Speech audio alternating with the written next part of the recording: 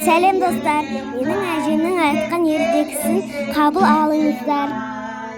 Еркелеген еркемді, еркелетсем екем-ай. Енді мен сендерге жұмбақ жастырамын. Шешесіңдер ма? Иә. Асты тас, үсті тас, ортасында піскен ас. Нан. Жарайсың.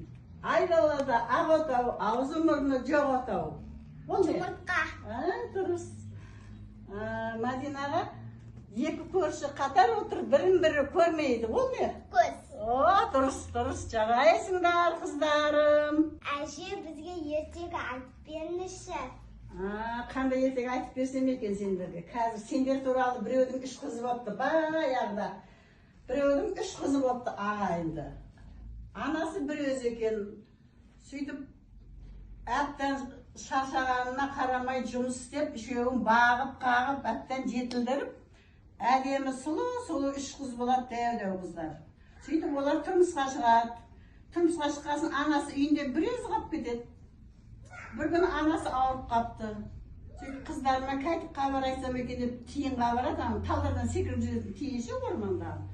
Тиын менің қыздарыма барып хабар айтшы, мен ауырып қалдым, қыздарым кесін дейді. Сосын үлкен қызына барады бірінші. Үлкен қызына барса, ол кір жауап отыр екен. Үлкен қыз сенің анаң ауырып қалыпты, сені шақырып жатыр дейді.